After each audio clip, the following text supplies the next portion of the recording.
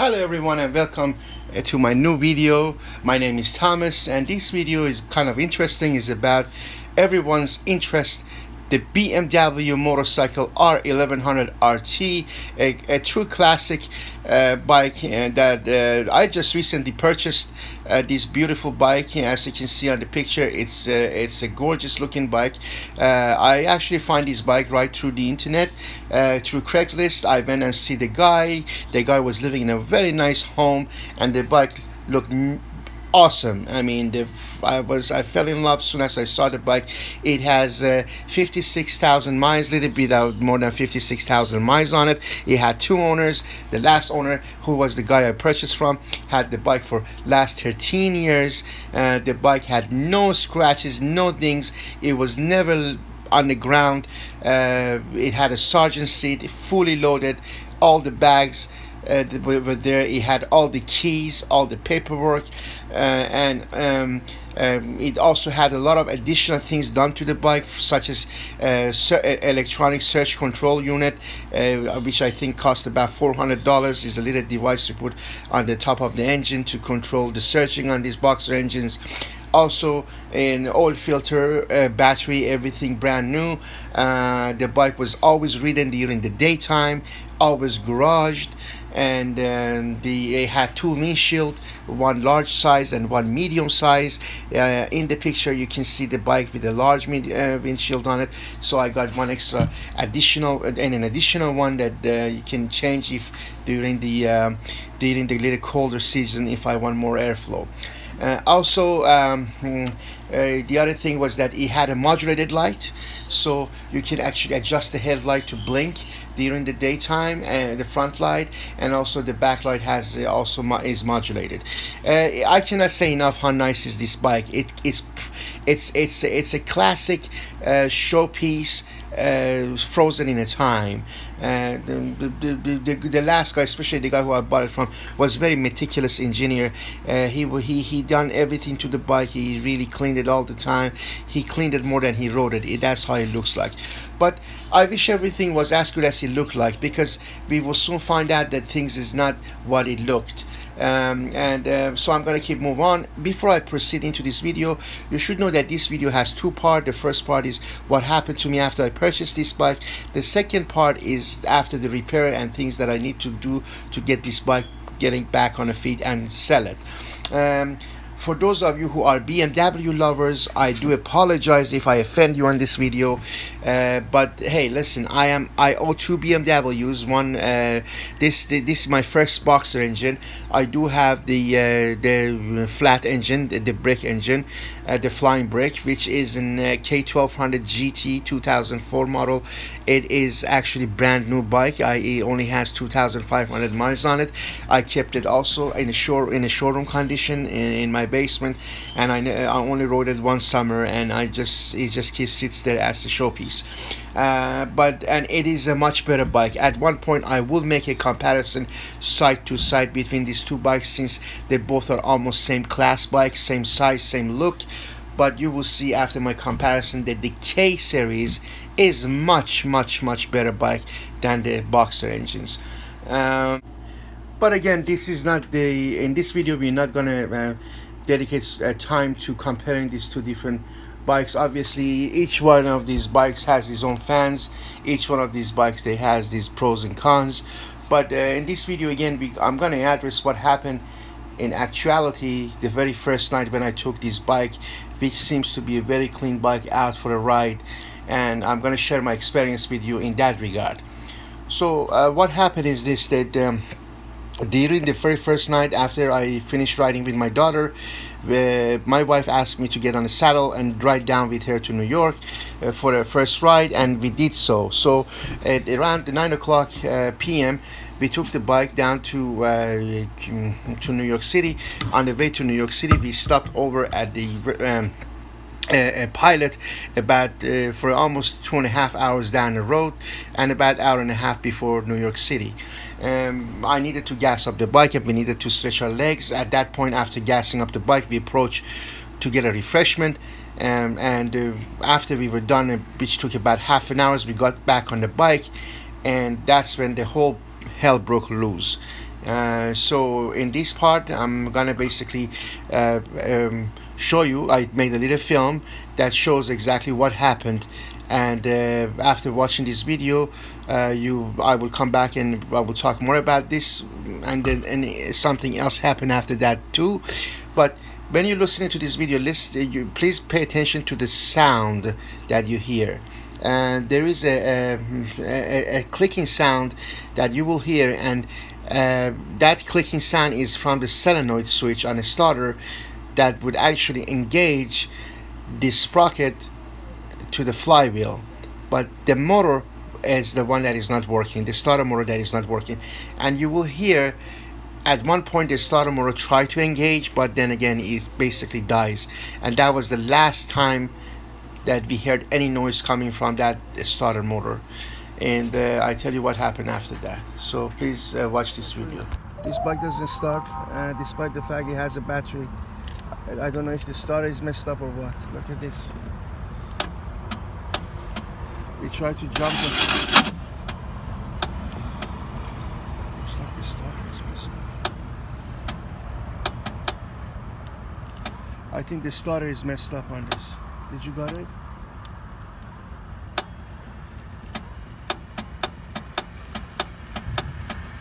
Where is the starter?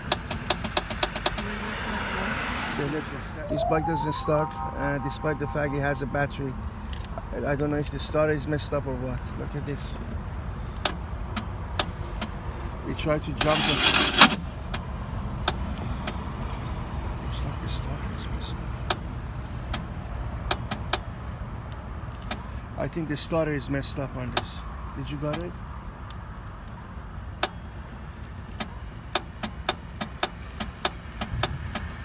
Where is the starter? Okay guys, welcome back again. So isn't that something, huh?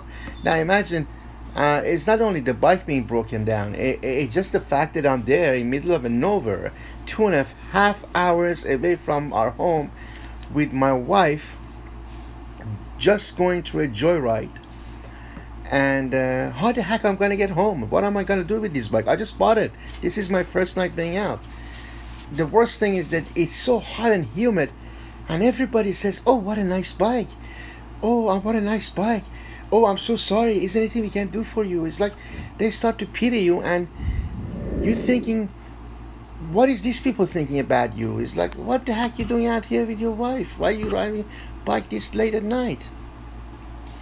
And what are the expenses I'm going to incur? I mean, and what's going to be the cost of remedy all this, you know? So, to say the least, guys, I had to come up with an idea as soon as possible. I just went into the consultation with my wife ASAP. So I went back inside. I asked the guy at the pilot. My hats off for them. They were nice people. They said to me that put your bike under the camera in the back of the store. Will be safe there, and you can actually. And then I come out. I did, and I come out and. Me and my wife, we were forced to take an Uber and back to Massachusetts for a cost of $280. Yes, $280. This is in addition of the cost of gas, buying the bike, paying for those parts and jumper cables and whatnot. So, and then we had to go get a bike back the next day. And next day I couldn't find a truck. So it took me about an hour, day and a half to find a truck to go get the bike back, and the entire cost of towing the bike back and taking Uber home and everything, all in all, that joyride cost me sweet $500. So here we go. I actually bought this bike because I thought I'm saving and I'm buying a better bike and a classic bike, and boy oh boy, what a mistake I done. I felt so bad about my decision. I actually went to a little minor depression because of my lack of my proper decision for why not buying that Honda ST1300, which was the most beautiful bike and awesome, reliable, blah blah blah. Anyway, so the story is not ending here. When I bring the bike back home, guys, I know by the time that is a starter. I watch also some videos, and I realized that okay, so I just thought that I'm gonna fix this bike and sell it. Bring in the bike, put it in the truck, bring it back. When we brought the truck back with my son, and we were about to drop the bike in our parking lot, that's when something very strange happened. Let's watch this video and we come back again and I talk to you. Okay guys, this is after having problems starting the bike, and now we're downloading the bike and we're getting gas coming through the muffler. So I think the bike is fucking puking at itself. Just the bike, my first ride with the new bike. So I got duped. There's a gas coming out of the muffler. It's all over the place. There's actually gas right in the muffler. So, hey, shut this off, please. Go ahead. Maybe it will leak again if you move it. There There you go. It's leaking right now. There you go. Are you getting it? Yeah, everything. The control of that. Maybe the engine is leaking.